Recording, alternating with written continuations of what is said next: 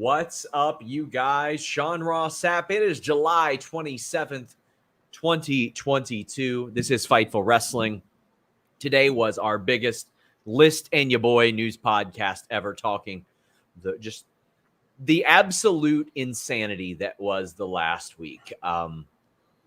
There are a lot of things to kind of circle back to in that sense throughout this night. There's a lot of news that will have long-lasting ramifications there. But then tonight was one of the most, I won't say biggest dynamites, but news-packed dynamites that I have ever seen. We got Alex Pawowski here to talk about it. We're going to take a victory lap or two about Fightful Select as well. Alex, how you doing? I'm doing all right. We've been joking about how with Hunter now in charge, with the HHH, as we call him over on Sour Graps, in charge of Raw and SmackDown, that we might have to change the name to something else if it gets good. If it becomes like main roster NXT black and gold kind of flavored, maybe we have to change it. But I'm here tonight. I'm gonna realize, well, look, the Sour Graps guy's alive and well, because I got a lot of things to say about tonight. Ooh, boy, do I ever. There's a lot of stuff to talk about. Good, bad, indifferent. There was a world title match, an FTW title change, 2 FTW title matches, a big turn. Undisputed Elite is back next week. We unveiled the trios titles. There's a women's title match. Bryan Danielson is back, and he lost. AEW is going to Toronto. There are a million things. J14 sends a super chat and asks, why are they doing such a small arena in Canada? For those of you who don't know, AEW finally announced Toronto. I'm going to try to make it out to that show. I don't know why. I mean, they can't do wherever the Raptors play, because I think WWE probably has a hold on that building, or probably an agreement. But I think they just want to kind of gauge what their audience is there, and I think that's smart. And if you want to get your question or statement read on the air, donate a super chat, donate a humper chat. There's a lot to talk about. Let's go ahead and get to it.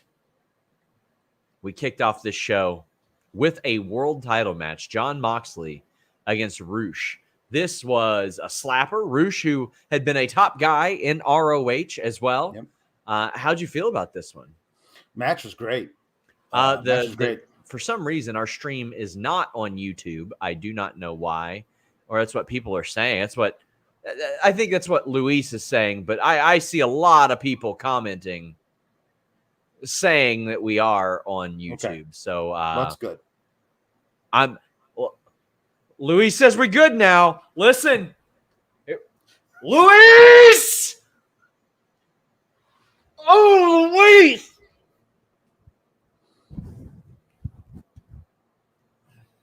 Get me panicked, Luis. Everybody, drop an L in the chat for Luis. More like losing, Luis. Yeah, I'm going there. I'm using alliteration. Drop those L's in the chat right now. Bury him. Bury the man. Donate your super chats and your humper chats. The best ones from this person named Brutalititties. Yeah. Say it L out loud. Come on, Luis. What are you doing? Brought us to a screeching halt. This match ruled, though. Match did rule. I like that they did a lot during Death Before Dishonor, talking about Roosh and how he's like 9-0 in his last 9 matches, and so that makes sense where he's going to get a title shot. I thought this was all great. I love that Mox is just like, fuck it, I'll fight anybody. Put him in front of me on a random Dynamite, and I'll beat their head in. I love that that's the way he's using his new reign as champion. I think that's fantastic. The only problems I had with, like, I even loved Andrade running in, trying to get involved, and then the Lucha Bros running him off because Andrade and Roosh versus the Lucha Bros is something I think we'd all be interested in. The only problems I had with any of this was what happened after the match. I loved this. I thought this was good. I mean, I knew Roosh wasn't taking a pin because it's Roosh, and he doesn't eat a lot of pins. No, but the match itself was good, and I don't have a problem with him passing out. That's a completely acceptable way of losing. I love that. That's a standard way that Mox finishes guys. Yeah. Like if it's like Brody King, Ethan Page a few months ago, Roosh here, like he once he gets in that bully choke, he just uses just this awesome center of gravity, the way he bridges while pulling back. You're not going to be able to stay awake for very long when you're fully in that move. And I love that it is able to protect the guys that he's facing. You don't want to give a guy a pinfall loss. Perfect.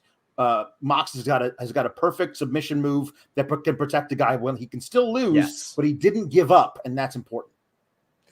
I do think it's very, very important. And of course, we get a little gang wars towards the end of this. It's AEW. We're getting those gang wars. Sure. But after this match, we get Yas. And, well, this wasn't going to be good anyway for you because Chris Jericho is challenging for the world title at Quake at the Lake. But there were some elements of this that were real bad. Axel Hunter says that Anna Jay promo, there's going to be signs next week that say, choke me out, Anna, won't there? And Dante says, heel Anna Jay is cool, and I'm interested to see where it goes when she's not involved with Yas. Well, I didn't think that the promo was good at all. And Jambeard says he thought all the promos were good except for Anna's, not into her being an English version of Ty's sexy blonde gimmick. That was the thing that stood out. That was the thing that was highlighted to me. Like, Anna needs some work. Yeah, that and the fact that, I mean, I don't know this. They haven't actually said it, but the way that they lined everybody up, we had Ty there with Sammy. You had Jericho in the middle.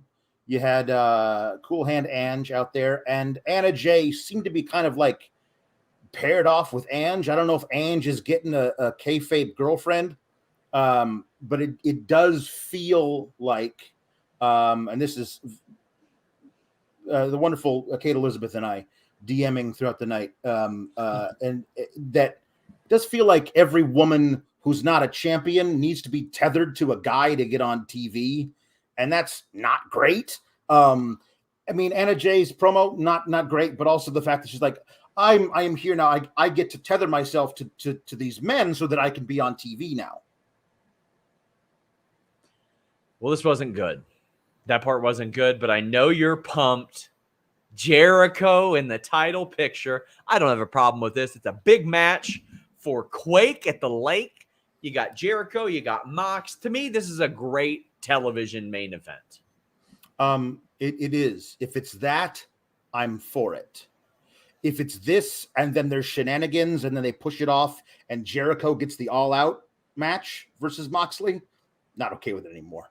Like Moxley, of course, echoing my own sentiments where he says, God, I hate you, Chris Jericho. Like, I hate you so much. And I thought his promo was great. Give me the lion heart. I don't want to face this thing, whatever this is. This is crap. Whatever you're doing is crap. I want to face the last survivor of the Heart Dungeon. That's who I want. If you don't bring that guy, I'm going to kill whoever the hell this guy is. I think that's great. You're going to do a TV main event. That's fine. Try and, pop a rating, whatever. But the booking of, we got to have Jericho go over Eddie Kingston, even though it's completely illogical and everybody hates that idea, because we need Jericho to win so Jericho can get a title shot that nobody really wants to see when there's all these other guys that Mox could be facing. And, it's kind of feels like it's just, it does not sit well with me. Nathan DePaul says, pretty sure this was Anna's first live promo on stage. You're not going to learn if you get time. I mean, you can still do promos on Dark. You can do promos all over the place. It doesn't have to be right here on primetime TV. Brett Lockman said, did Alex's TV survive Jericho challenging for the title? That's all I could think of. By the way, guys, super chats, humperchat.com, or here on youtube.com/Fightful. Alex, what did you say out loud when this happened?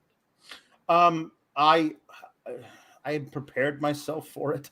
Unfortunately, I honestly, I just hung my head waiting for the announcement that it was going to be at All Out.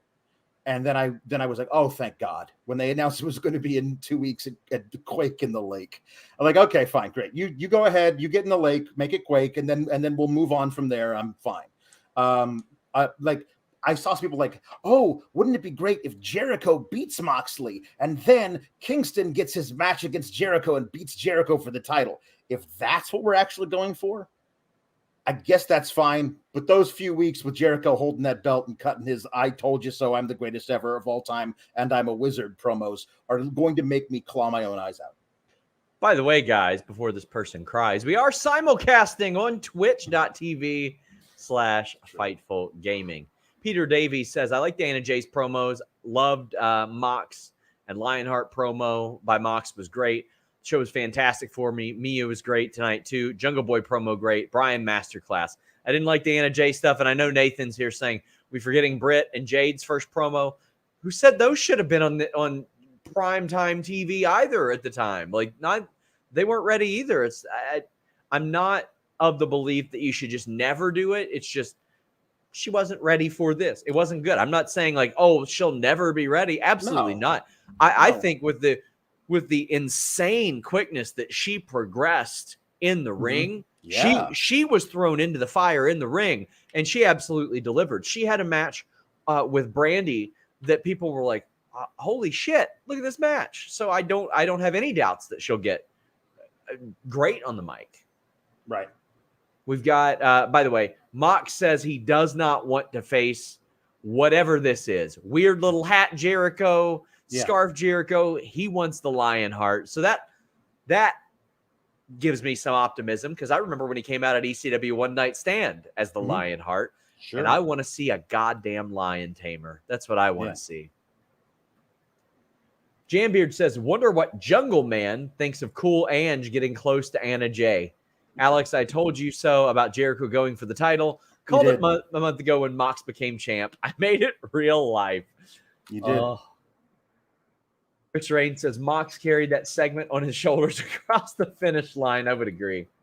Nerd Guru says it's kind of sad that Rush gets a title match before Andrade, whose biggest accomplishment while in AEW is being in Ric Flair's last match.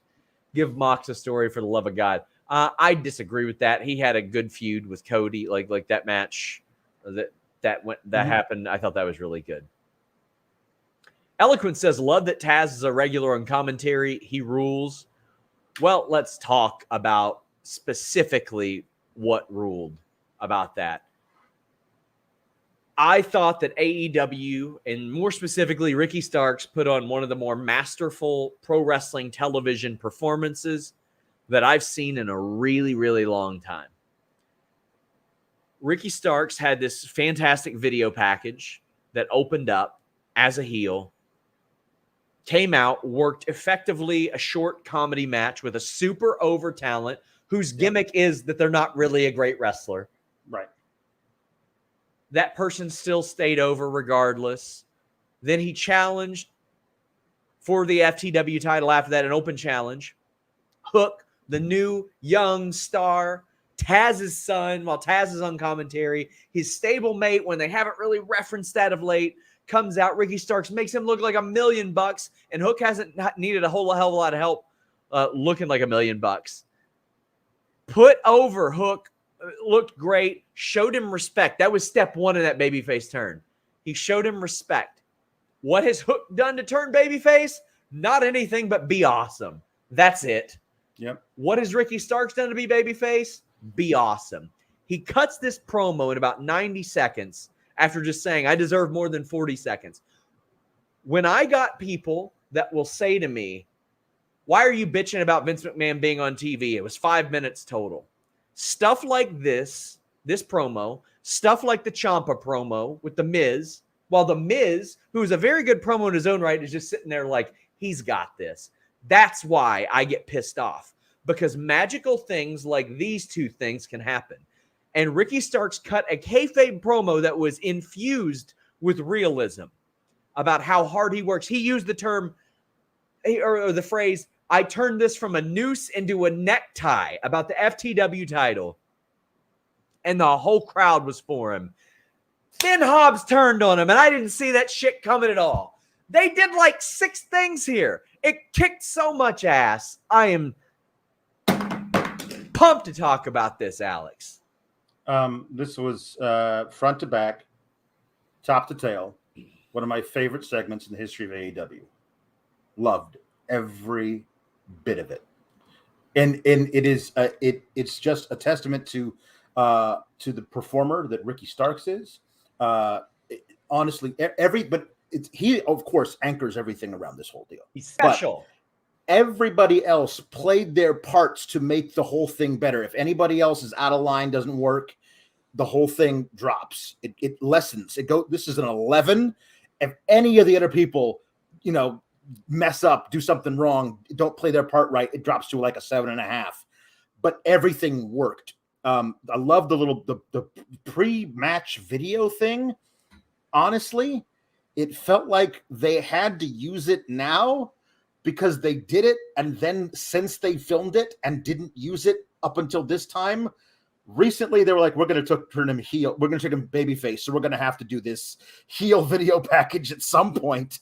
And it just felt kind of out of place to do it before the thing, but I loved it. I thought it was great. Loved Danhausen coming out. I wish he had cut a little promo. Like, I am here to challenge for the Fix the Weasel Championship or something. You know what I mean? And I thought his little match was fine. The roll-up almost sold me a ticket. Like, that was a really deep, good roll-up. Before the match, I'm watching with my wife. She goes, who do you think wins this? And I said, I could kind of see them doing a whole angle with Danhausen as the FTW champion. Yeah. And Taz hates it. There's this conflict with Hook and Taz and Ricky and Danhausen. There was a lot of meat on the bone there, but the way they did it was pretty goddamn good. I'm not going to complain about that. Yeah. Him winning and then doing this whole thing. I want another challenger, which is the same thing he did last week, right? That was when Danhausen came out as the second one, and he said, well, we're not doing this now. We'll do it next week. So we thought that maybe that would happen again this week. So when Hook's music hits, I was like, wow, they're stacking Quake at the Lake. Because I thought they were going to make this the thing with Quake at the Lake. And that way next week we get a Starks promo. We get a Hook, maybe a Hook promo, like a real promo from Hook, like to build the match. And then it just happened. Like it just started. And I was like, well, we're doing this now. We're so conditioned to think, oh, well, this will happen. Then Ricky will get DQ'd. And then in a couple of weeks. Like we're so conditioned to that after years of wrestling. But he also already established that convention of I beat a guy, give me another one. Oh, not you, next week. They've already established that as a convention of who Ricky Starks is as the STW champion. So when Hook comes out and the crowd goes nuts, like that was goosebumps that everybody realized it was happening. Everyone has been fantasy booking. Hook takes the FTW title off of Ricky Starks for months. And they just gave it to us like out of the blue. That was not something that I thought anybody thought we were going to get tonight. The match was short but perfect. Like everybody had a count. Like Hook getting speared.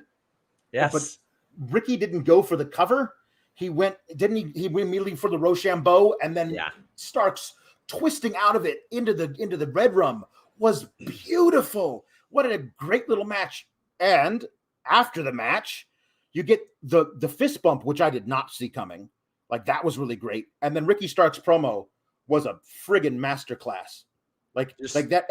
He had the entire crowd eating out of the palm of his hand, loving everything he was doing. And then Hobbs, like that, seals it. And we know exactly what we're building to. Hobbs versus Starks is this awesome feud that we're going to get for a few months. It's going to be so great. What an amazing segment. He worked heel for 2 matches, then turned babyface with a fist bump and a 90-second promo. Mm-hmm. It was amazing. It was masterful. This is one of my favorite things on wrestling TV all year long. Ricky Starks is a bona fide main eventer.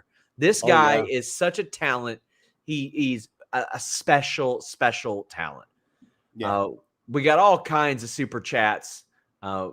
Chris Rain says, love how they did Hook winning the FTW championship. And man, you could hear the excitement in Taz's voice. And when Taz is excited about something, it carries some weight. Because he's so credible, but he's also a little bit of a curmudgeon too. Like I've had conversations with him where he's like, yeah, I don't like that these people are stealing my moves, even though I haven't wrestled for 20 years. So when if he wasn't proud of his son, he probably wouldn't say it on TV. Like he'd be like, he's got some work to do type of thing. And you can see, I know how proud he is because he's reached out to us about it. Like when he felt like Hook was omitted from some coverage, he was like, why isn't Hook getting covered to this degree? Why isn't he in this article about Team Taz? Like what gives? Like what's up there? And the reason was we didn't know. He hadn't done anything besides wear a hoodie and have cool hair for a long time. Little did we know that he would graduate from like almost this meme stock of being over. Like he was like the GameStop stock of wrestling. And that stock just kept going up. It never dipped. And now here we are. Chris Williams says, a little late, but there's a picture of a young Hook with the FTW title somewhere, surely. I would say so. And Joey Bag of Donuts says, such a cool moment to see Taz call his own son, winning the title that he created. Yeah. I hope we find out later that Taz wasn't smartened up to it. That's what I hope. Yeah. Laura says, hi, Sean. Loved everything they did with the FTW Championship tonight and Stark's babyface turn. Do you know if AEW have big plans for Starks? Do you expect him to be elevated up the card off the back of tonight? I do feel like this might be more of a vehicle to establish Hobbs than Ricky, but I think that Ricky is undeniable. No pun intended to one of his best friends, Cody Rhodes, but Sawyer says, maybe it's the turtleneck Ricky was wearing in that package, but the face turn feels like Rocky Maivia becoming The Rock, and I can't wait for the push. This guy is so quick-witted and just, he's got that demeanor, and I love it. Like, no matter when anybody talks to him backstage, like, no matter what anybody's up to, it's ridiculous because he's not involved in it. Like, to him, it's the dumbest thing ever because it wasn't his idea, and he plays off of that natural charisma so well. It works. And Joey Bag of Donuts says, strap a rocket to him. He's awesome at everything. Eloquent says, somebody check on Seahawk. He says he's boycotting AEW now. Ricky's his buddy, I think. And Jordan Scott says, one segment built 3 charismatic SOBs. FTW legit built stars. And you got Danhausen on TV. And Danhausen doesn't lose anything in this. We know the drill with him. Did you think that anything was lost on Danhausen here? No. Like, we know what Danhausen is in this particular thing. Like, he's always going to get cheered. Literally, you could beat him 100 times in a row, and he's still going to be the guy who gets cheers when he comes out. There are certain guys who are like that. Do I think he's ever going to be a champion unless it's like a joke reign for a few weeks? No, I don't. Because, but honestly, like, he is so unique. He's always going to be over with this crowd. Like, he's an incredibly special talent, but you can be a special talent and not be the leading man. There are great character actors that made an amazing career of it, that always got work and they were always great and everything, but they never played a leading role in their life. That can be Danhausen. Josh says, future AEW World Champion, absolute Ricky Starks. Jambeard says, I'm not sure who I want Danhausen to join with more for the Trios tournament. It's either the Acclaimed or Danhausen with Sting and Darby. We are going to talk about the Trios titles in moments, and I'm very excited about that. So we're going to save that for when we're about to talk about that. But the Epic Cat says, Dynamite was great. Been a while since I felt that way. TK heard the criticisms. Also, let's go Stark to the moon. A lot of like Hobbs is lost in a lot of this right now. Everybody's talking about Starks. Well, there's the thing about Starks is I could absolutely see Starks as AEW World Champion as soon as Revolution 2023. Yeah, like that's a perfectly reasonable time to build him from this to the champion of the entire company. I honestly think that. I think he's that great. I think he's a multi-time future champion of both the TNT and AEW World Championship if he decides to stay here long term. Hobbs is the perfect guy to get us to cheer Ricky even more, because Hobbs turned on Ricky. Was about to say, me and Hobbs are going to go and we're going to do this together. And Hobbs was like, no, we're not. What are you talking about? Yeah. No. And I love it also because when Ricky Starks got pinned by Swerve in that triple threat tag team match, that was the perfect moment because it allowed Hobbs is gonna be able to cut a promo next week of like the only reason we lost the tag title match because you got pinned. And, like, then he loses the FTW title. Like, yep, who's the common denominator here? Right, exactly. I'm Able says, Hook, everything WWE wants Dominic to be.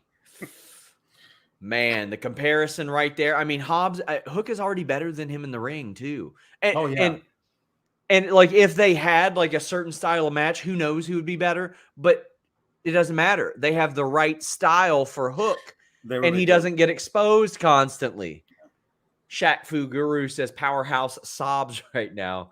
And Brent Lockman says, here for murder, Hobbs. Yeah. Bob says Ricky Starks is a star, main event level performer. He's going to draw millions in dimes and fans. Mm-hmm. Like, you knew it, man. When you saw him in NWA, you knew it. Chris Rain says Ricky Starks, future world champion. Hell of a promo.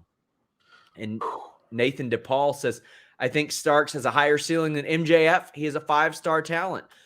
I think they have different ceilings, but you know what? If you believe that Ricky Starks has a higher ceiling than MJF, I'm not going to argue with you. I mean, that's all. To me, they are like to me, it's like looking at like a Mankind and a Hunter Hearst Helmsley in like 96. Like, you know that there's something there, but they're different somethings, even though they possess similar charisma in ways. I think the thing about Starks that makes him, I won't say more valuable, but we've already seen he's a fantastic heel. Well, for one, he's on the show, so that makes him valuable. That's true. But we've already seen he's a fantastic heel. That's what he's been working the entire time he's been around. He's been doing fantastic work as a heel. In one promo, he got the entire crowd cheering for him. Like, think of what he can do over the long term as a babyface, getting people to cheer for him. I don't think we can ever really see MJF as a true babyface. Yeah. He might be like an anti-hero like Punk was in WWE, but I don't think he's ever going to be like a, yay, go MJF, except in Long Island. To me, he's the closest promo style to The Rock that we've seen. Right. I think Eli Drake, LA Knight, Max Dupree has had some of that as well, which I think he just like picked up by osmosis from being on a show with The Rock one time. But we've seen where he has that versatility. It just for him, it never connected the way it has for Ricky. Although I will say this, everybody asking me about Max Dupree for the last 3 or 4 weeks. Like, that guy, he's over with somebody right now. But I think Ricky's promo style is the closest we've seen where he can have a heel style of a promo, but people are cheering him for it. Yeah.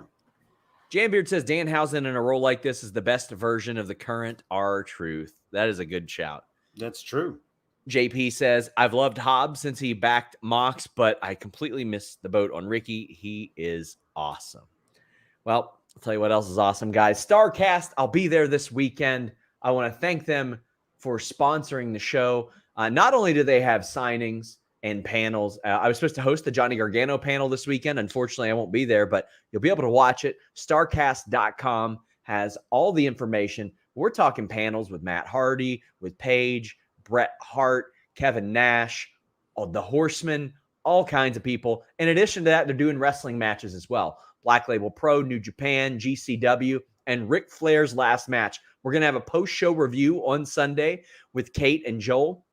You get Ric Flair and Andrade against Jay Lethal and Jeff Jarrett. I've loved the way that they built this. I thought that they did it really good, especially considering what they had planned. I thought the story made a ton of sense. But in addition, you're getting a grudge match with Killer Cross and Harry Smith. Loved that match at Bloodsport. That's one of the matches that made me fall in love with Bloodsport. You got the Briscoes on the show, the Von Erichs. You got all kinds of talent across multiple companies. Ray Phoenix, Laredo Kid, Deanna Perrazzo, Josh Alexander, Jacob Fatu, Ric Flair's lastmatch.com. Tickets still available for as low as $39 for the Nashville Municipal Auditorium. Starrcast.com. I want to thank them so much. We got Valab saying Quake at the Lake is gonna shake at the shack. Very clever. AK Schwal says, how disappointed was Alex that Mox didn't say, I don't want the wizard, I want the Painmaker. No more Painmaker. No more. And no Chris says, this show had bad news to me. I think there was some not so great on it, but lots of hate for Luis. Jambeard says he's no longer Luis, he's Louis Dangor Jr. Oh, damn. And Patches says, or Luis says, Patches Redacted donated $25 to call him a bitch. Oh, hey, thank you to Maduka, who was complaining about us not bringing up twitch.tv/FightfulGaming. He gifted 5 subs. I want to thank him so much for doing that. And Antoine donated some bits. Big thank you, guys. We are on twitch.tv/FightfulGaming. Tom LaValle says SRS is on fire. Doesn't want to shave his head despite Select hitting 8,000. Can't remember all the other perks we'll be seeing. I think I said I'd shave my head if we hit 20,000. I think that's what I said. I did not say 8,000. That's for damn sure. Because let me tell you what I don't get at 8,000. A pay bump to justify that. We are still making Jimmy Van the money he lost for years. What were you saying, Alex? I was just saying I'm laughing at the idea of 20,000, but then again, a few months ago I would have laughed at the idea of 8,000. So yeah, I did. I didn't think we were crazy. going to get 3,000. That man B says, it's my birthday and just starting Dynamite with my glass of scotch. Cheers. Well, happy birthday. Phil Felice says, Luis, don't let the haters get you down. No, Luis, feel bad about yourself. Please do. I don't mean that. Wombat says, fantastic show. AEW will be fine. Oh, they are going to be fine. Yona says, Ricky versus Hook out of nowhere. Hobbs turning on Ricky, realizing Miyu wasn't main event. Trios titles, Hung Bucks, Danielson concussed and lost. Jaw dropped on all. There were a lot of like, oh my God, this is really going on right now moments. It happened all over the show. Bako5 says, tonight's episode felt like a passing of the torch.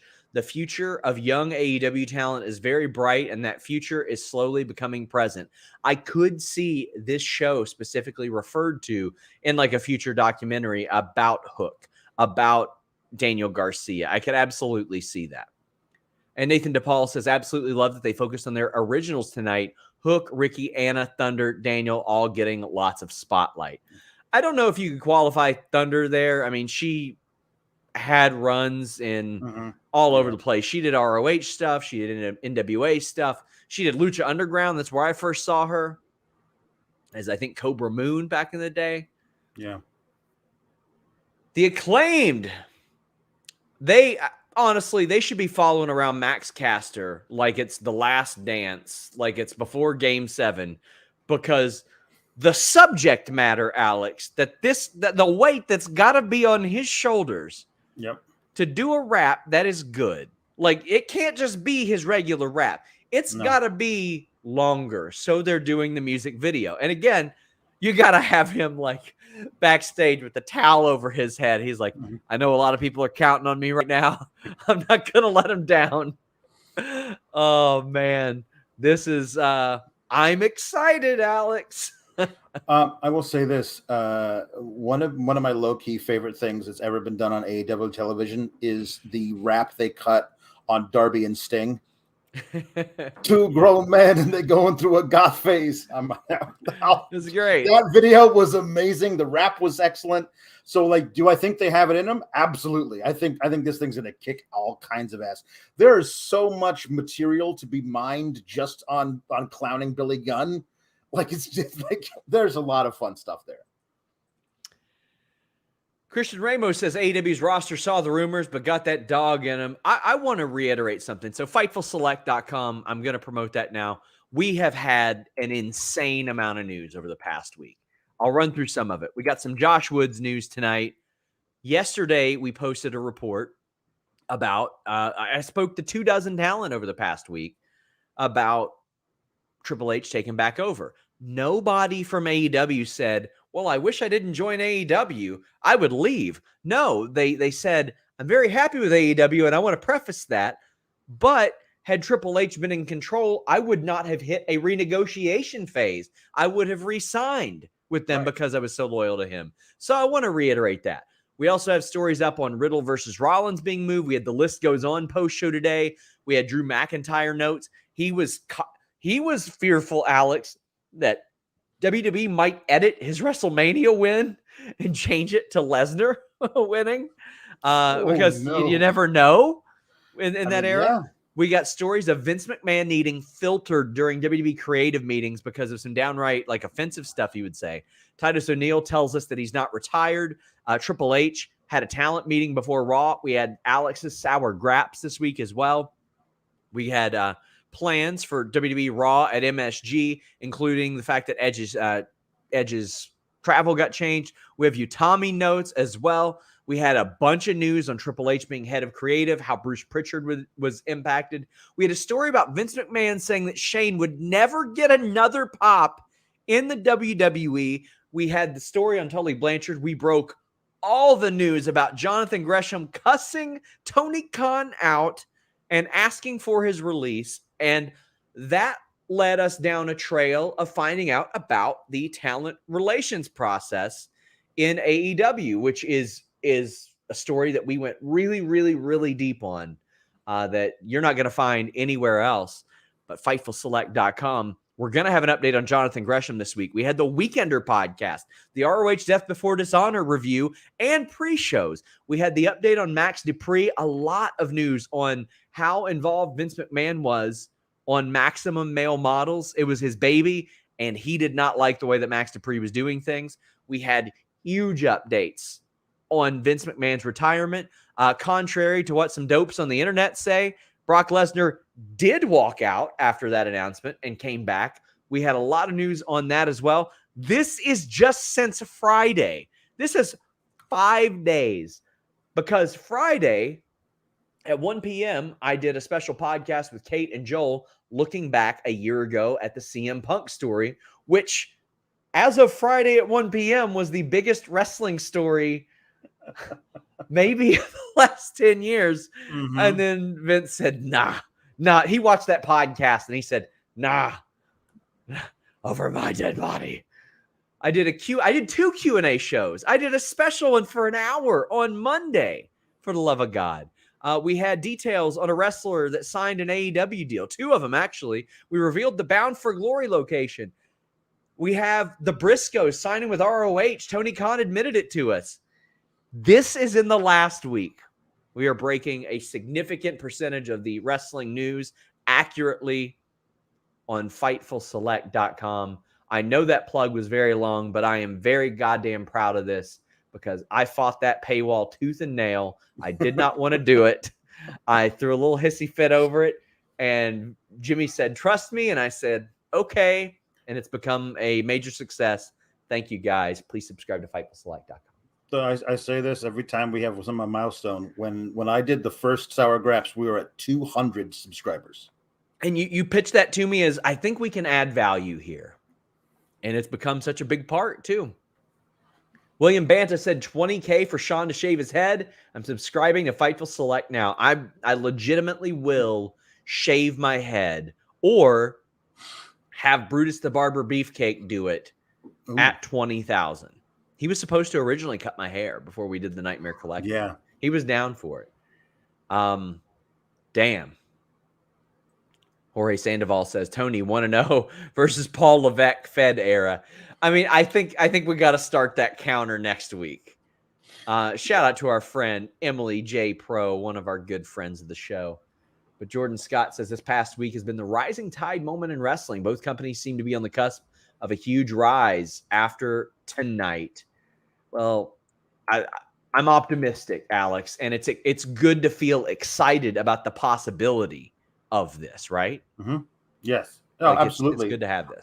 I everybody saying that I've always wanted WWE to fail. I wanted the way that WWE was doing things to fail, to get bad ratings, to get people, whatever, so that they could see what they were doing was bad and change it to be good. I want all wrestling to be great. Are you kidding me? If we had a thing where I wouldn't have to watch Raw and SmackDown, and also, let's be honest, NXT every week, 3 evenings of my life watching bad wrestling.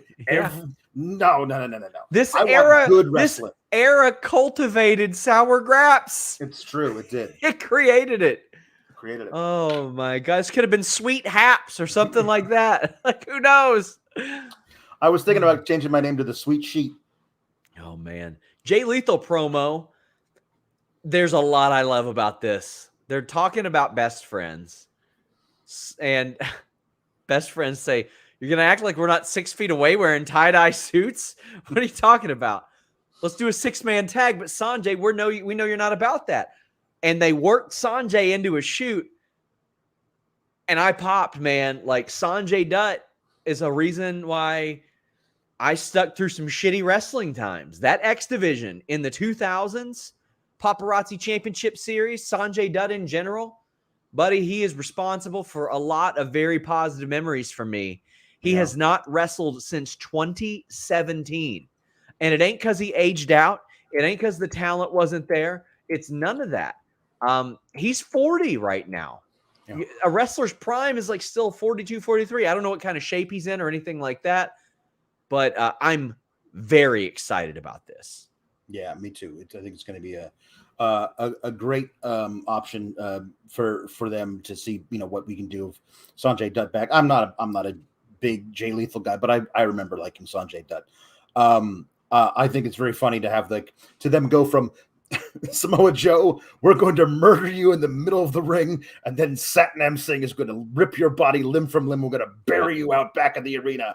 I lost to Samoa Joe, but we're not going to talk about that. We're going to move right on to another feud. It's professional wrestling. What can you say? Sawyer says, great night for babyface promos. Starks, Jungle Boy, Moxley as usual, but the line of the night goes to best friends. How are you going to talk about it? It's like we're not 6 feet away wearing tie-dye. In my interview with Rocky Romero this week, by the way, guys, early access on Select, early notes on Select. We talked to him about a call that he had with Nick Khan, by the way. But I asked him about Sue's cookies and Sue in general. Nice. Let's talk about these trios titles. Boy, it just popped up. Just poof, here we go, out of nowhere. Well, Alex, last week, I thought I was reporting the biggest wrestling news of the week last week when I reported that Kenny Omega was in the plans, at least according to talent. That's why some pieces were moved around. Right. For a trios match at All Out. Well, they are kind of hinting on TV that the Young Bucks are going to kind of ask Hangman to the prom, so to speak. We got cut off here by Dark Order, so we didn't get that, but I'm going to put a picture of the titles up, but the trios titles, I'm all for. I get it. AEW's got a lot of title belts, and I still think there's too many. I think the trios titles are probably a few of the most useful titles that they can have, because not only do you don't have the flooded tag team division you used to have, but you still have an awful lot there to choose from. Here are the belts, Alex. First off, these are very reminiscent of like old NWA, WCW style titles, and I love that. Yeah. I think the titles look great. I've been begging for trios titles for forever, because they've built so many factions where there's easily 3 guys perfectly to fit, like House of Black, Death Triangle, all these. I mean, not to mention now we have the undisputed or the indisputed era, as well as the Hung Bucks or Kenny and the Bucks or whatever. Like that, those are all the not to mention all these other things. You could I went down the thing months ago. I should probably find the tweet, and I was like, "Give me the trios titles. Here's a list of all these people." Now, this was months ago, so I was like, Hobbs and Starks and Hook were one of the trios that I thought you could do. But the other one, my favorite one that I came up with was, if Hook isn't going to be in that one, it should be Hookhausen and Wardlow, because I just love the idea of Danhausen. Like, we need another third one. You, big man, you come with us. And Wardlow's like, sure, whatever. And they win a couple of matches in the tournament. It could be a lot of fun. There's a great way to do a trios tournament where it could be a lot of fun with a lot of unexpected victories and people in the finals you wouldn't expect. But my hope is that we get a long House of Black run with those trios titles, because it allows them to wear gold, where you don't have to expend Malachi Black into a singles feud. Although he's great, you can keep him very important, and the whole group as very important. So admittedly, the AEW tag division has been hampered for a little while. They just got the Acclaimed back. They just got Best Friends back, but they had Roppongi Vice in the meantime. They just got the Blackpool Combat Club back, but Jon Moxley is doing singles. Chaos Project is on the shelf. You've got one of the Dark Order. You got a couple of the Dark Order combinations that are effectively done. You don't see Silver and Reynolds featured that much. You don't see the Factory featured nearly as much. You just split up Hobbs and Ricky. The Hardys are on the shelf.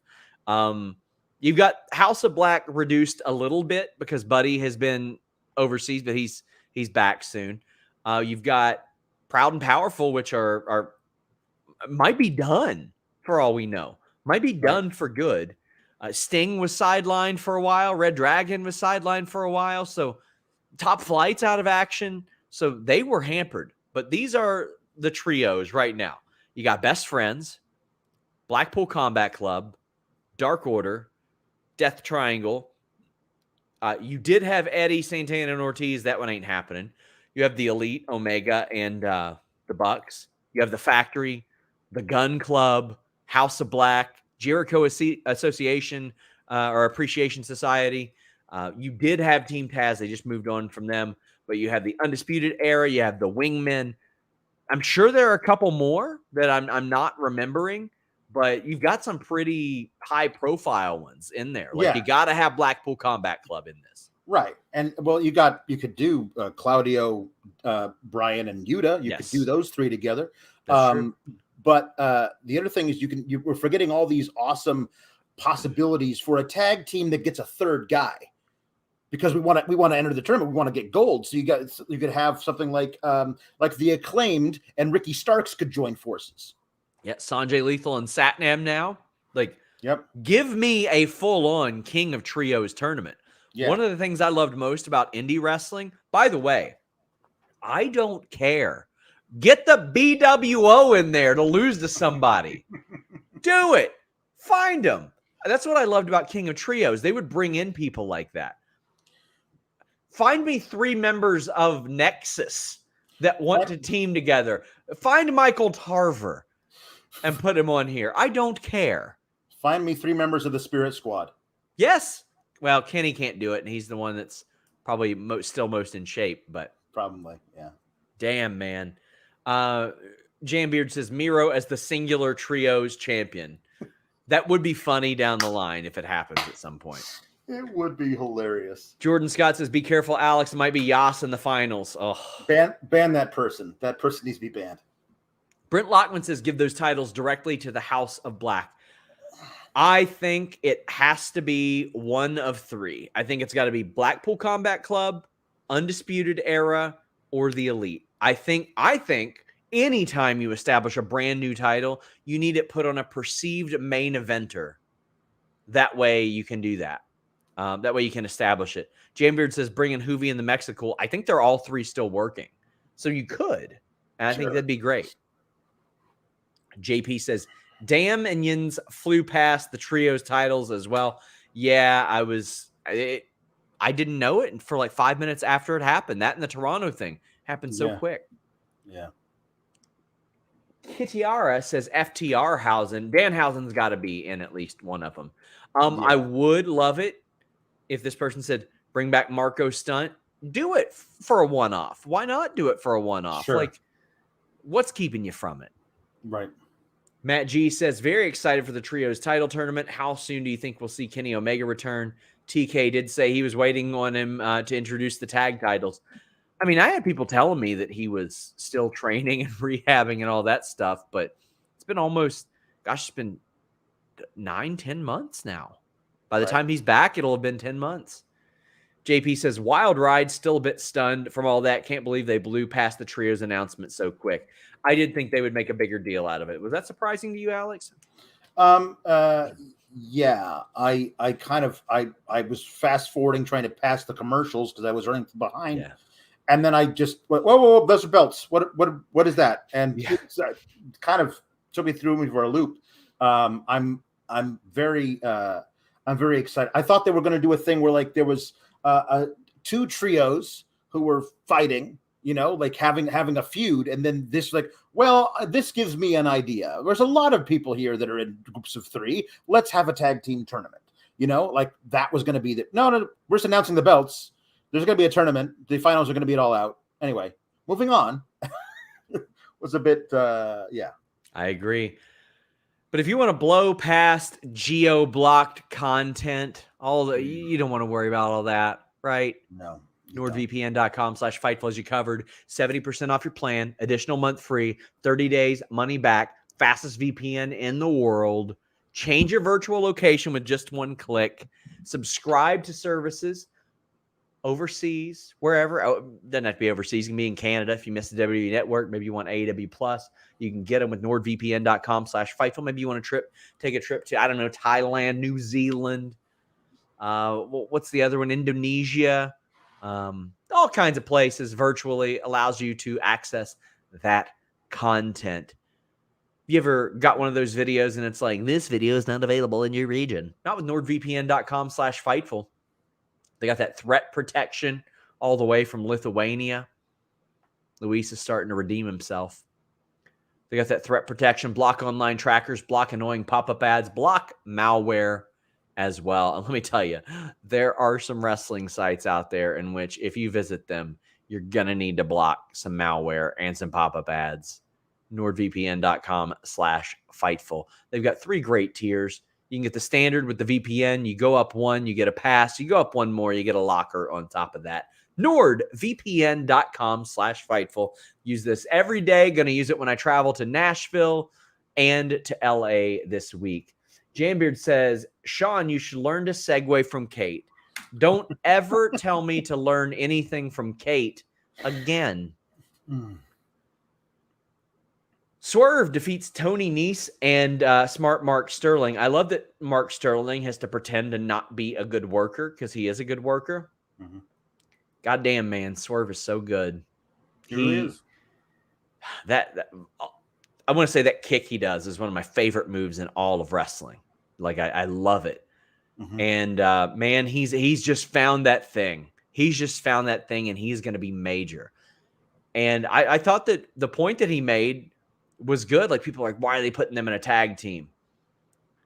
I didn't ever see that as like a demotion or anything, because in AEW, the tag team titles have been such an important deal. I think the fear that a lot of us had was, well, it's just short term. They're just sticking them together. Well, as it turns out, sometimes when you stick people together, it works out real well. Sure.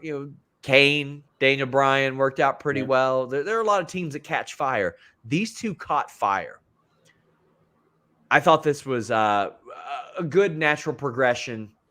You had to blow this off in some way with him beating up Mark Sterling after Mark Sterling's been such a dick for so long.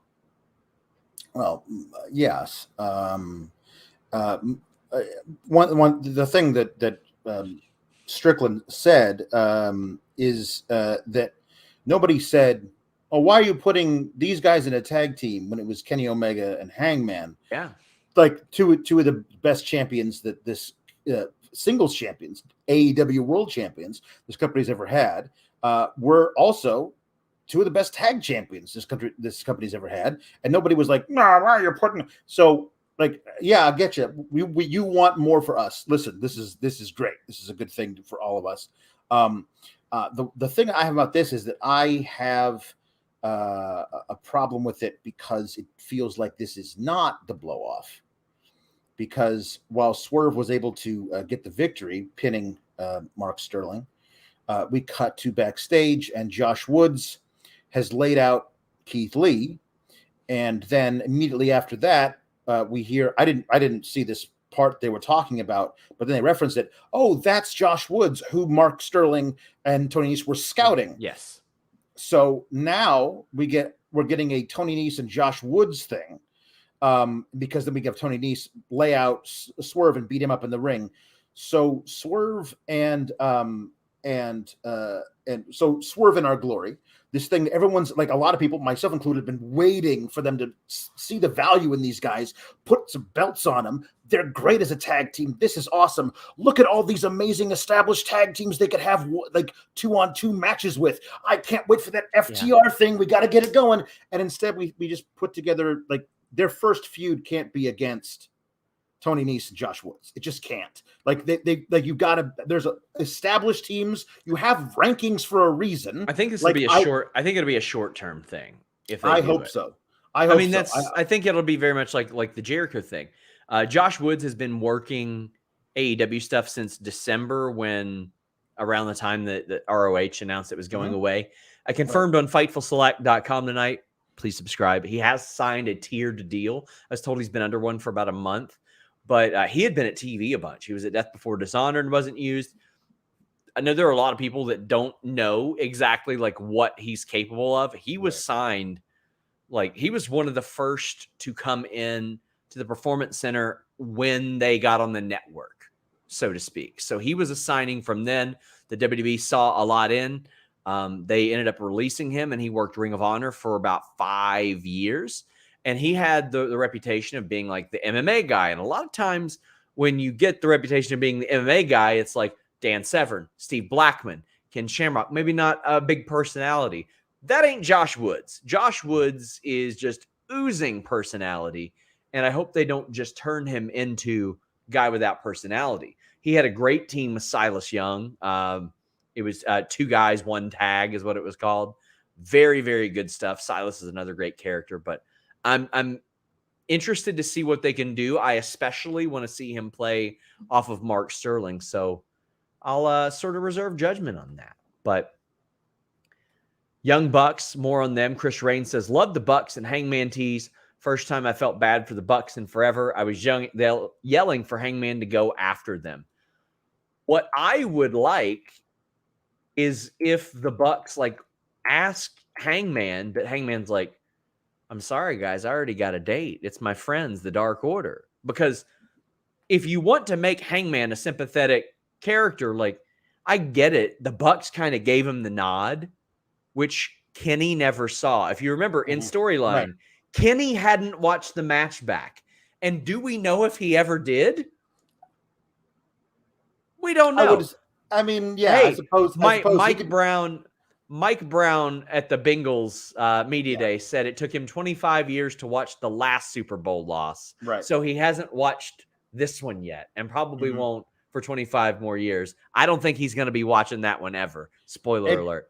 But explain if you have Kenny explain that. Like, I still can't bring myself to watch the footage of that match. Yes. And have the Young Bucks standing there, look at each other like, there's just something there to actually do. And they're good at that. They're very good at that. Yeah. But I would love for them to be like, oh, well, will you team with us? And he's like, I'm sorry, because that has to be, to me, like a full circle moment of Hangman finally being a good friend to these guys that supported him when they probably shouldn't have supported him. And he was a bad friend because, quite frankly, he forgot who he was for a while. He kind of abandoned them when he became champion. Yeah. So I think that would, Notorious Gerg says Cutler fills in and Kenny replaces him at All Out. Possibly, yeah. Daniel says Sanjay Dutt literally said last week there'd be zero chance he'd be returning to the ring. What changed? He's a worker. That's all. That's all. Yeah. Ethan wants Butcher, Blade, and Bunny as trios champions. I really want Butcher and Blade in Dark Order. William Banta says he loved this Dynamite main event made Garcia, Hangman, Bucks promo, the opener between Mox and Roosh, everything in between. What a humping show. It was exciting. It felt like you had to pay attention to the show. And literally, even if you did, you missed two. I missed 2 things. I missed Toronto and the trios thing. And I was paying attention to this show from start to finish. Get in your super chats. Get in your humper chats. Brent Lockman says, Brody King got a tattoo that says, here lies Darby Allin. I love these madmen. Malachi cut a promo on Miro. What'd you think? Oh, this is so good. Miro, you and I are so much alike. Yeah. You know, it was just so masterfully done. Like the idea, I never for a second considered the possibility when Miro got misted by Malachi Black that they were going to join forces. But that's something I want more than anything else in the world right now, because there's something really, really great about Miro coming to realize that he's been taken advantage of, and the Svengali has gotten into his mind. Like, that's going to be a really fun long-term story between two of my favorite performers in the entire company. I really, really love that. I also just love Brody King coming out. Hey, Darby, you should probably just stay at home, because if you ever appear in public anywhere, I'm going to murder you. It's just great. He challenges him to a coffin match, which of course is Darby's signature. And all I have to say is that Brody King needs to win that match. Because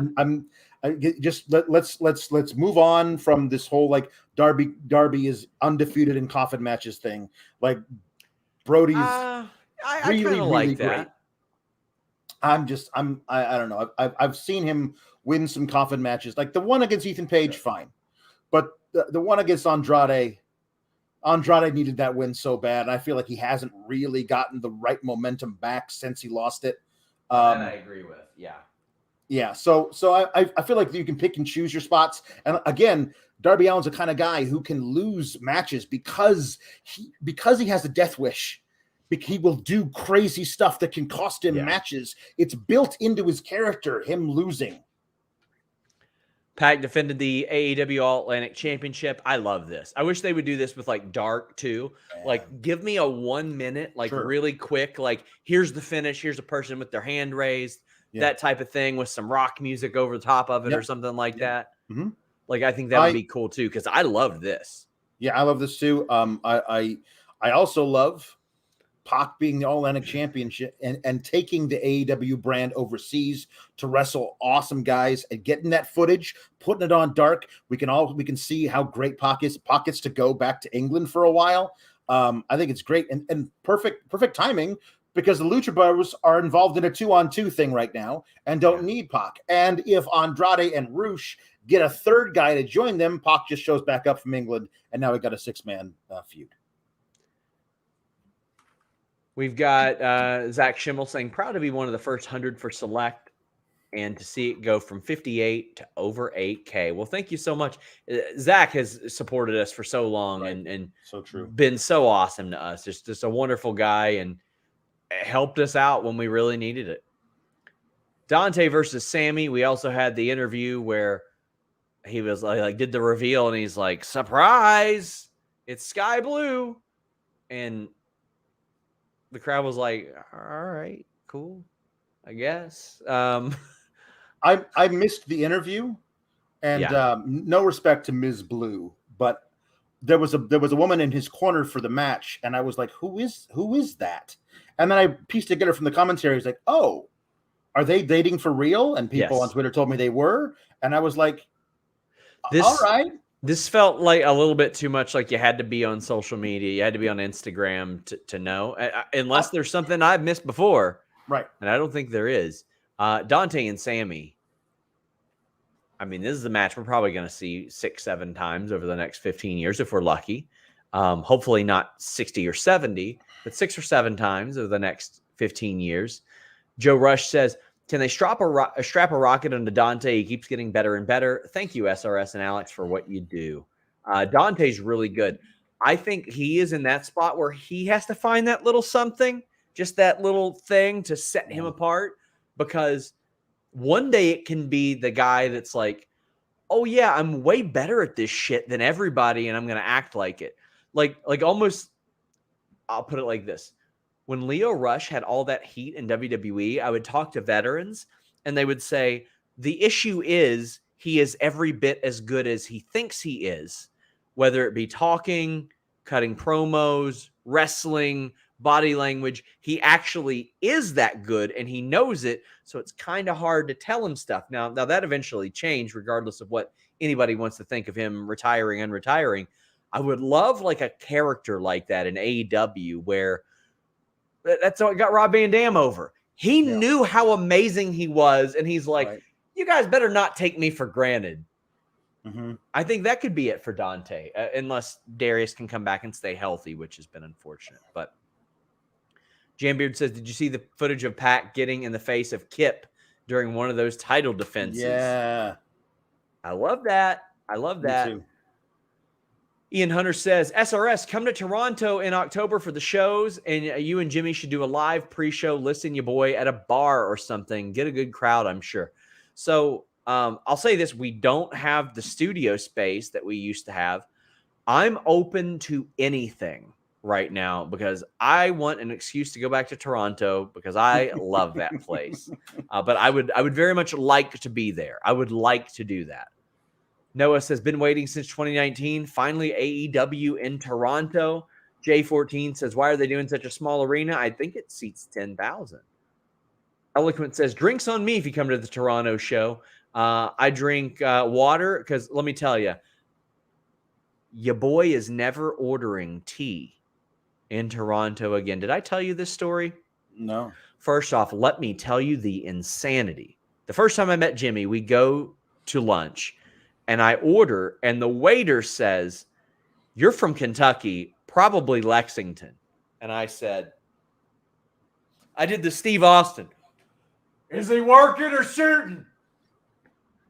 I was like, I live an hour from there. And Jimmy thought I set it up. Jimmy was like, did you tell this guy? And the guy was like, no. I lived in Richmond, which is 20 minutes away from my door right now. So that was insane. And I said, do you guys have tea? And Jimmy looked at me, what kind of city do you think this is? Of course we have tea.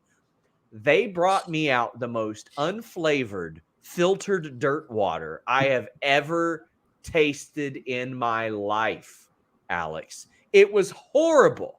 So then I go to the next joint, and I had decided at that point, I'm going to try tea at every place. The second time I asked for tea, they bring me out a piping hot cup of tea on a plate. A plate. They're like, this shit is real hot. You need 2 pieces of ceramic to make this work. It wasn't for me. The next time, they brought this tea that was sweetened like purely with honey. Now listen, unless you're from the South, you don't know. You ever heard the Dave Chappelle grape drink thing? Tea is not from a plant here. It is brown drink. That's what it is. It is pure sugar, the color brown, and water. That's it. That's what I'm asking for. Man, that was wild. Britt Lockman says, super forward to the Toronto show, not looking forward to the on-sale date, as it's going to be an instant sellout. May the best smart win. Hoping I get those sweet comps, my friends. Jambeard says, quick fact about AEW coming to Canada. It's on the Wednesday following the long weekend for Canadian Thanksgiving. October 10th is Turkey Day. Well, hot diggity dog. I never remember that until I am messaging my team and they do not answer. So Mark Charisma says, what a Dynamite. I'm surprised Tony picked that stadium for Toronto. Bank of California would be amazing for an LA show. Arthur Ashe of the WC type of show. I'm sure they'll try different places. Also, Tony's got some stake in Toronto as well. They own the Four Seasons there. Jordan Scott says, instead of Dante, have that be Ethan Page. So I think it could be Ethan Page that does that, but I think also it does need to be somebody who can do like these rare physical feats that nobody else can do. Yeah. And I think that Ethan Page has plenty of other things that can connect him. JP asks if I heard anything about Dante getting hurt. Looks like he hurt his knee for real. Eddie was checking. They pulled him out of the ring weirdly. I didn't hear that, but as soon as I saw this, I thought, please don't do any more of this with Eddie Kingston and Yas. Please move on. I don't need to see any like backlash or aftermath here. No, of course, no. This is all setting up Eddie Kingston versus Sammy Guevara. They're hanging around because you don't do what you did by having Jericho win that match unless eventually Eddie gets the Duke over Jericho. So he's got to hang around long enough for that to be a thing after Jericho either somehow beats Mox and he does it for the title or loses to Mox and then Kingston gets to clean up. But that spot though that they mentioned was the off of the Sammy cutter He landed wrong taking that thing. You could tell his knee buckled in a weird way. I hope he's okay. I'll try to find out. Ian Hunter says Ego versus Rough Friday, setting up something, I'm guessing. Yeah, setting up a really big fucking Ego's Edge is what it's setting up. He's going to chuck that son of a bitch all the way across the ring. That's what that's setting up. Yeah. Wrestle Vibes with Riven Blade said, love this show. Felt like everything got room to breathe. I disagree with that. Like, I like the show. No. I don't think everything got room to breathe. But also, I don't think it's a bad thing, because this was newsworthy segment after newsworthy segment. Like, there are certain things we write articles about because they'll, title changes and debuts and returns and announcements. This had a lot of it, but I'm glad you liked it. Jungle Boy came out there talking about Christian's like great aunt having a stanky butt and like his third cousin selling bad weed and all kinds of shit. Andrew says being around Christian helped Jungle Boy's promo skills. AEW is probably hoping Jericho can do the same thing for Anna Jay.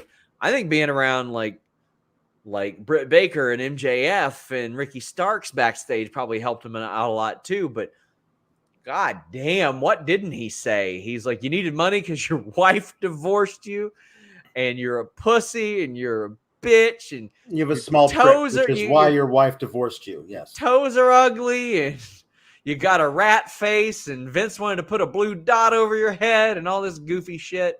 Yep. Christian cuts a promo and he backstage and he was like, don't worry, you'll be real close to your dad when you're in the grave with him. When I kill you, I'm going to kill you. When I murder you. When I physically murder you. Yes. Damn. Like, this is a shock value feud. And it's working because the crowd is going, oh, the promo wasn't really for me. I looked at it and I was like, I see what they're doing here. It is a Jungle Boy becomes Jungle Man. Jungle Boy is all grown up now. He said the P word on national TV. Yes. And so now we know he's serious. I would love it if he became Jungle Jack Perry now. Sure. You know what? Honestly, I'm fine with that as well. That's one of the best ideas Jim Ross has had in AEW. Reiterating it on commentary. Like, Jim Ross is the guy that had the foresight to be like, eventually we're just going to be calling him Jack Perry, right? Like, look at the guy. You can't run from it. Yeah. I thought the promo was, fiery. I get it. Then he starts to get like little maudlin talking about his dad and like the funeral of his father and the dirt turned to mud from my tears. And then Christian comes out and says, I'm going to literally kill you. And then you'll be able to have lunch with your dad in hell. But that's not at all what I focused on here. I was like, okay, because he comes out and he waits for it. And here comes Luchasaurus with him. And I'm like, okay, so what's the deal? Because we talked about this last week. I thought heel Luchasaurus was a revelation. Him and Christian together were great. I loved Christian like telling him what to do and Luchasaurus going and doing it. It was really, really good. And there was an amazing long-term story of Jungle Boy getting through to his old best friend and getting him to be like that moment where Christian sends Luchasaurus after Jungle Boy in a match like 2 months from now. And Jungle Boy looks up at him and Luchasaurus looks down at him. And then Luchasaurus turns around and grabs Christian by the throat, and the crowd goes crazy. There's an amazing story to tell there. If you're telling me you turned Luchasaurus heel and had him be Christian's bodyguard for a month, and then he turns back babyface again for no reason, it really feels like a huge missed opportunity. And I want AEW to do the best version of it, be the best version of itself. And that feels like a big dropped ball to me. Jambeard says the rated R superstar Jungle Man, and Todd Starr says probably in the minority, but the Christian Jungle Boy stuff isn't working for me. It's a who can make the crowd go ooh contest, and I grew out of that a long time ago. Outside of Starks and Miyu, this crowd or the show is a dud for me. I disagree with the show in totality, but it became very clear in this that that's what that was. So I'd like them to add more depth. I want some more depth here. That stuff has been fun, but tonight felt like okay, I'm ready for something else. But it worked on the crowd, and ultimately that's what's important. Yeah. Nerd Drew says, what do you think will be the big Omega Danielson level match at Arthur Ashe this year? I'm going with Punk versus Mox. Are you going to be there again, SRS? Met you last year, and you were awesome. Well, I always love meeting people. Hope I meet a bunch of people in Nashville this weekend. But I think that Punk and Eddie should be that match. I think Punk should win the title at All Out if he is healthy enough to do it. Who knows? If not, I think it should be Mox versus Eddie. I just think that Eddie should challenge for the title in the main event of Arthur Ashe. Me too. If he wins like a casino battle royale or something to do that, I'm fine with that as well. We got Thunder Rosa versus Miyu. There's some mixed reactions on this. Shot Kid said, TK, is he asking for the women's division to revolt? Do you ever hear anything about frustrations? Because I sure am. Yeah, there were frustrations from Thunder Rosa right after she won the title even. Anime Otaku says TK didn't hear all the criticism. Women's match still in the death slot. I wouldn't call it the death slot, but it's very clear that it is slotted. The women's match always happens in hour 2, Alex. Todd Starr says he thought the match was good, more so the second half. Miyu looked a lot better than Rosa did. I am really sick of the 920 women's block crap. No reason this couldn't have been literally anywhere else in the show. So I didn't think this was Rosa's best performance. I thought Miyu was great, just great. But I don't know why we haven't seen necessarily those big performances or them put in position to have those big performances. But it's very clear this is always the second hour, Alex. Always the second hour, always in the same spot of the second hour, not the top of the second hour. In the main event would be great. When they said Mox versus Rush is starting the show, I was like, oh, good, the women get the main event. Because why wouldn't you put the AEW women's title like in like an invitational, like one of the best international stars in the world, like Miyu coming up to face Thunder Rosa? She's already beaten Thunder Rosa once. Like to earn this shot, it's a big time match. Instead, they get 8 minutes at 9:30, and there's no, like, the only other women's segments are Anna Jay cutting a promo, and Ty Conti's out there, and Sky Blue's hanging out with her boyfriend. Like, I'm really fearful they're going to turn Anna and Ty into like here's the Bunny and Penelope type of thing where we got that so long and it never ended without any real meat or direction. I need some of that as well. Todd Starr says, if anyone didn't watch Toni Storm versus Emi Sakura on Dark Elevation, they should. Yes, it was very good. Fantastic match, and it debunks there's not enough talent in the women's division take some dorks have. Emi should be a regular gatekeeper role on TV. Here's the unfortunate thing. Sometimes they'll put women on this show in this slot, but it'll be like, well, we know this person isn't signed and they're only being put on here so they can build up to a title match in which they're going to lose, or they're not signed and they're about to lose this match. Like, we know that.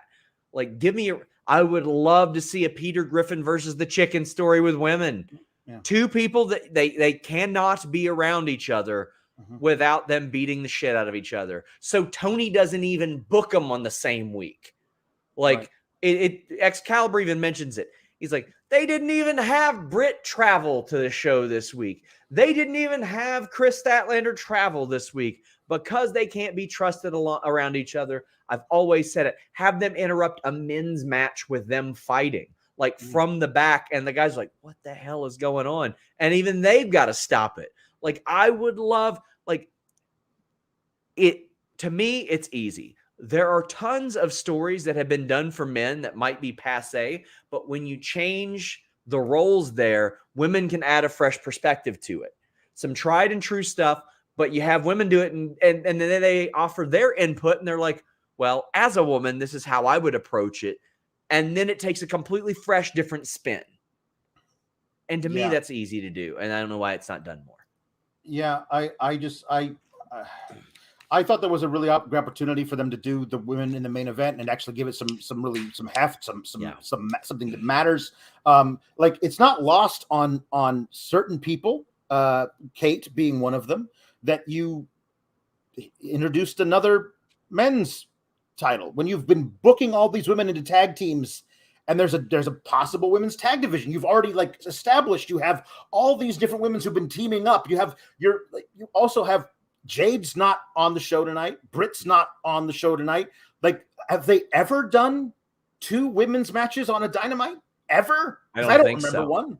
Eloquent says women's match didn't get a championship introduction. That does suck. Now, I want to address something here. This person says, someone really needs to press TK on this crap. Every week it's the same thing. You think I ain't asked? You think I haven't we brought it up on a bunch of media calls. Like, what are y'all talking about? What you think we don't ask? I did a story last year when a bunch of people cooked up a fake rumor that Warner Media only wanted 1 match on the show. And I reported, nope, that's not the case. Like we do ask, not just because you don't hear it. Like I'm not snitch tagging somebody like this is how you fix it. Like we ask all the time. Can't always get answers for everything. I wish I could. I don't hear nearly as many complaints out of the women's division as a lot of people would think. I'm surprised that I don't, to be honest with you. Also, Luis brings up Deeb's Minute Challenge in February was really great, too. Roy says everything Sammy, Dante, and Nese Swerve did could have been accomplished with a much shorter promo. Wish that time could have been given to another women's match. You know, I don't disagree with that at all. It did feel like that match was overly long for what it accomplished, and more, at least more time could have been given to Thunder Rosa and Miyu. Maybe they actually the reason the match felt clunky to some is because they had to take some stuff out of it, and the transitions weren't great. John Alba with a good one here. Long-time listener, first-time caller. Can you please ask TK why he hasn't fired Velveteen Dream? Orlando says AEW needs to fix the issues with the women's division. They did have 2 matches. It was a singles and a mixed. Okay, yeah, but still just strictly women. If you want to fix the issues with your sleep, head over to helixsleep.com/fightful. Any sponsor that we have, we make sure is effective. And I had Helix before they sponsored us. I got one during the pandemic. I did not want to go to a mattress store and roll around on a dirty mattress that a bunch of sweat hogs had been on. So I went to helixsleep.com and I took the quiz. I was matched with a model that was medium because I wanted something between soft and firm. I slept exclusively on my back before, but now Helix has their mattress is so good I'm able to sleep on my side. That makes my night sleep a lot more versatile. I stay asleep longer. I get deeper, better sleep. It has improved my life significantly. They've got mattresses that cool you down if you sleep hot, ones that align your spine, even plus size mattresses for plus size sleepers. You don't want a mattress made for somebody else. And how about this? You take the quiz, order the mattress. It comes right to your door. You don't need to go to a mattress store again. And if you've got concerns, maybe you think it's too expensive. Well, helixsleep.com/fightful offers you $200 off all mattress orders and 2 free pillows. They got a 10-year warranty. You can try out 100 nights risk-free. If that's not enough for you, they have financing options and flexible payment plans. So a great night's sleep is never far away. helixsleep.com/fightful. I was wary of whether or not a quiz could determine what kind of mattress was best for me, and it did it. It's the best mattress I've ever had. Before that, I was sleeping on a budget mattress on Amazon. It was a piece of memory foam, and I thought, oh, this is fine. I didn't realize how badly my back was wrecked from sleeping until I got a good mattress. Invest in your sleep. Nerd Guru says they're really going to do Rosa versus Britt at All Out again, aren't they? Britt will pin Rosa or Tony next week and set that up. No thanks. Do a multi-woman title match or something. They haven't done that yet. I would love it if they would do a multi-woman title match. I think that'd be great, Alex. Honestly, I think that might be. I don't know why she would agree to it in storyline, but I think that might be how you take the title off of Jade. I think you force her into a multi-woman match and she doesn't get pinned, and that's how you get the title off of Jade, so that Jade can then go for the AEW women's title. What I would do, honestly, I would just have her unify the titles. Yeah. And then, because I mean, once Jade doesn't have the TBS title, I mean that's her title. But I would love if they did something like that, and then they had women's tag team titles. Wrestle Vibes says that the 4-way seems like the way to go for the women. Derek Gordon says St. Patrick's Day Slam had 2 women's matches. If we're pointing out 2021, if we're pointing out that time that it happened, come on, man. A year and 4 months ago. Yeah. That's not good. Roy Zhang says instead of the Joshi being like the cruiserweight division in WCW, they're treated more like the light heavyweights in the late 90s in WWF, complete with Jim Ross bearing it. Damn, what a comparison. Yeah. Whew. Well, let's talk about this Daniel Garcia, Bryan Danielson match. And Garcia cut a hell of a promo. See, there's this weird reputation that these good young workers get. It's, oh, they don't have charisma or they can't talk. And then those people, it's very clear that you don't watch the show. Because if you look at him, at Daniel Garcia, and you say, that guy needs charisma, that guy can't talk, well, then I don't know what you're looking for. I don't know what you think that you're looking for, because this guy can already do so much, and he's only going to get better. Daniel Garcia doing a run-in at the presser after Death Before Dishonor, cut one of the best promos I've seen forever. Hey, I thought you were supposed to be violent. You rolled me up. I'm not even hurt. You said you were going to make me bleed. You didn't. Like, what is this? What is this? You think you sit up there like you won, like you're some big man. Oh, good, you rolled me up. Like, the way you did it was perfect. Like, I love how the disdain that he has for everybody over there. I think that's great. I think he is a top tier, like, awesome talker and technical wizard. Like Jericho calls him the wizard. Like, Daniel Garcia is doing some amazing stuff. Joey Bag of Donuts says Daniel Garcia is a made man now. Huge win. And Valab says from today on, nobody is allowed to doubt if Garcia has that dog in him. This was fresh, surprising, shocking booking. Bryan Danielson, in his return match from injury, loses to Daniel Garcia, the young star. Now, you got to credit Jake Hager with the assist there, but yeah, there's where I'm going to focus. That's where I'm going to focus all my stuff on. I don't have as much of a problem with it. It's a heel cheating. It was hooking the leg. Ultimately, hooking the leg doesn't necessarily get you thrown into a sharpshooter and tap-a-roo. I can sense that you wish it were clean. I see everyone, oh, he's a made guy now. He's a made guy. Due to Vince flavored bullshit shenanigans. Like, no. If you're gonna make a guy, you put him over clean. There's no reason because they did an amazing job. I loved this match till this moment.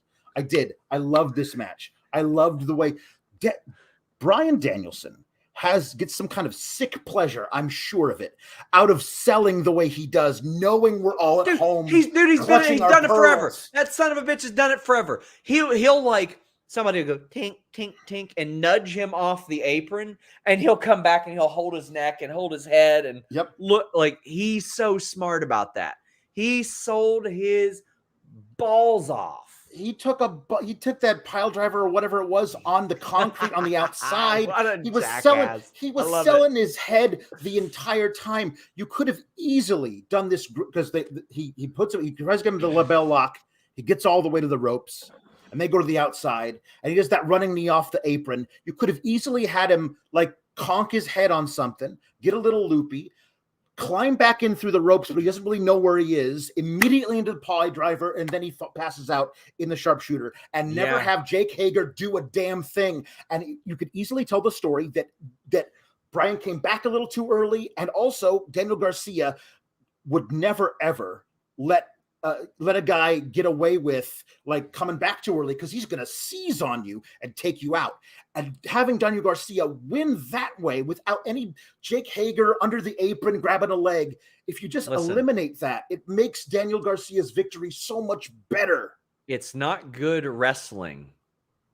It's sports entertainment, Alex. Yeah. So for that, I say,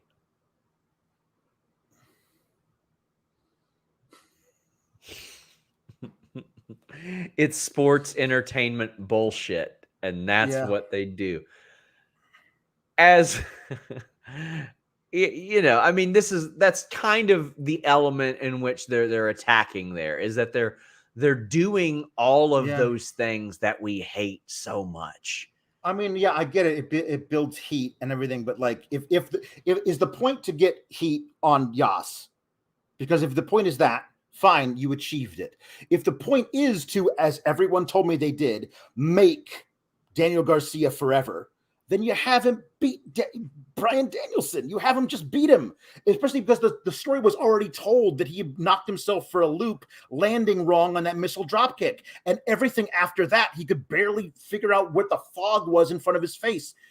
They did such a great job with everything, and then they decided to throw in that extra little thing that they didn't need. And if they didn't throw it in there, they would have been an even better resolution, I think. I think so, but I mean, it is Bryan coming back. I don't think you want to necessarily.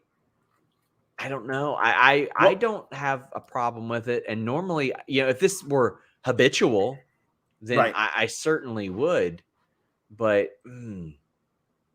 it's one of those things where this would be what I would agree is the match that makes Daniel Garcia. We would look back at this 10, 15 years from now as the night he became the Mask of the Red Death, Daniel Garcia, when he beat Bryan Danielson clean. As it is, I'll forget about this match in 3 months because of this bullshit little thing they had. Really? I will personally. So that's all I know is like my own personal. What if I remind you about it in 3 months? You will, I'm sure. And then I'll be like, oh, wasn't that the match where Jake Hager needlessly grabbed Danielson's leg?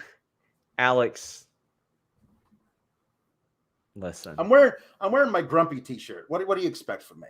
You got to learn, buddy. That's heat. That's heat. It is heat. Just Me Junie says Garcia channeling that inner Nate Diaz persona. That's who I see the most of. I see like Nate Diaz. Yeah. KB says Daniel Garcia is an absolute star. Welcome back, Bryan Danielson. You know, it's funny. Like, not everybody thought that Daniel Garcia was going to be a star. I remember esteemed journalist John Alba outright telling me, like, after I messaged him and I was like, you got to check out this Daniel Garcia guy. I've worked with him a lot at Limitless and I do all this great work with him. And John Alba was like, no, he's the shits, I bet. And it's so funny. I said, you bet? And John Alba goes, well, I've never really cared to watch any of his work. I'm just going to assume. And then later on, here's what happened, Alex. He watched his stuff and he's like, man, he is good. Thank you for smartening me up. Thanks for smartening me up. You saw those conversations. Oh yeah, you filled me in on it at the time. Yeah, I remember. Yeah, I smartened you up to me smartening him up. Exactly. It was great. It was great. John Alba, man, you hate to see it. Hate to see it. Wrong again. That guy. Wrong again. Eloquent says, Mr. Main Event, Daniel Garcia, TK trusts him big. Irene says, really like Garcia winning tonight, but can we have an update on Bryan? He's a worker. He's the best worker, He's man. a good worker. Irene, I love you, though. Thank you. He said some fans panicking over him being hurt. Me too, every time he does it. Listen, he's every time he gets me every time, and it makes me so angry. The way there's no reason for him to sell like he did when he hit a missile dropkick on another guy, but he knows that by selling then that's what's going to get us to really be concerned. He's a sadist. Shout out to Andre Drizzleton saying, man, John Alba really taking an L on talent scouting. You're telling me. You're telling me. It was so funny because right after I did it, John did the wave too. Just him in the room, and he did the wave. It was unbelievable. Corey said, oh boy, Corey said, if tonight had a tagline, it would be AEW Dynamite building new pillars. Get yourself 2 free pillars at helixsleep.com/Fightful. Am I right?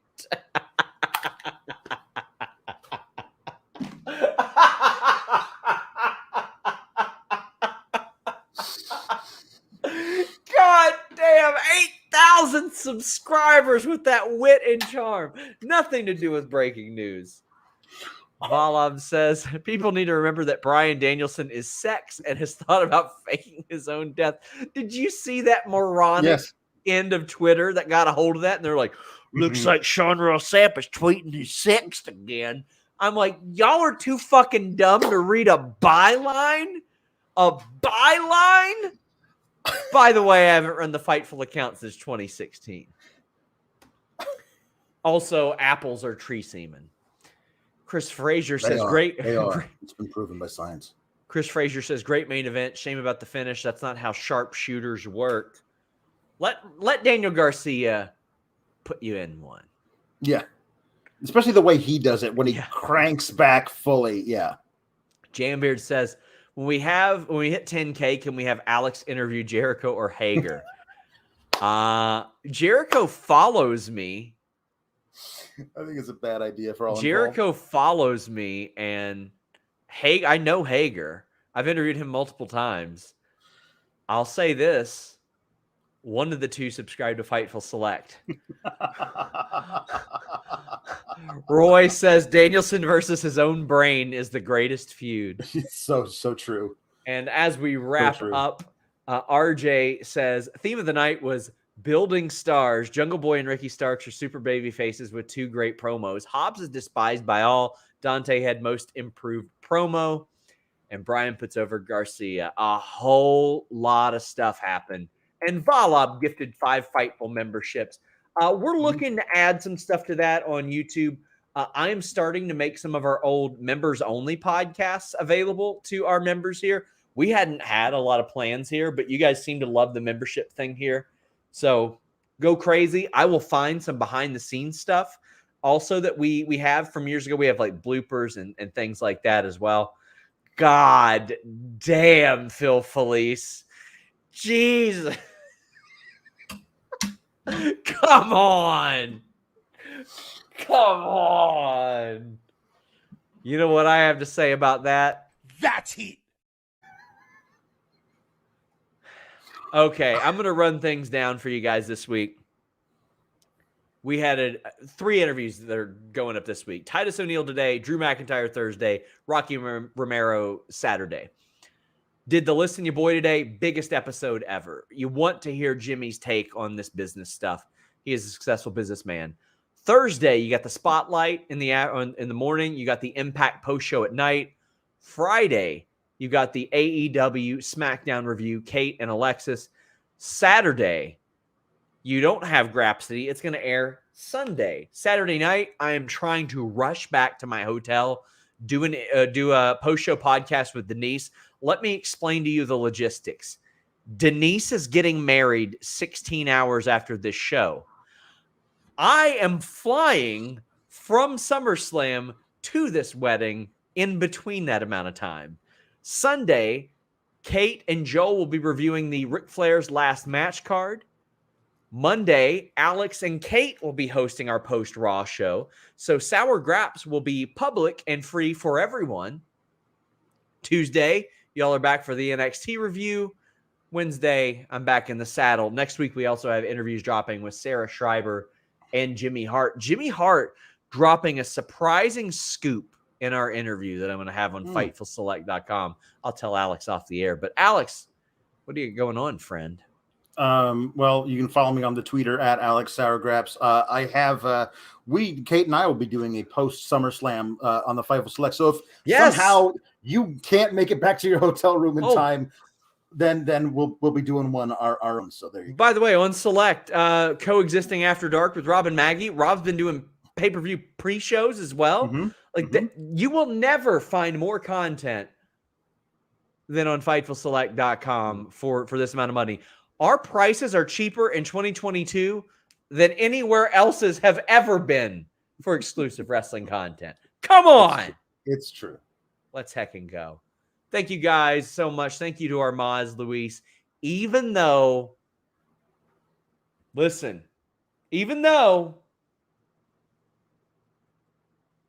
still love you, Luis. Monday sing along. Oh boy, the prime Raw audience is in for a shock. Guys, until next time, thank you all so much. We're out.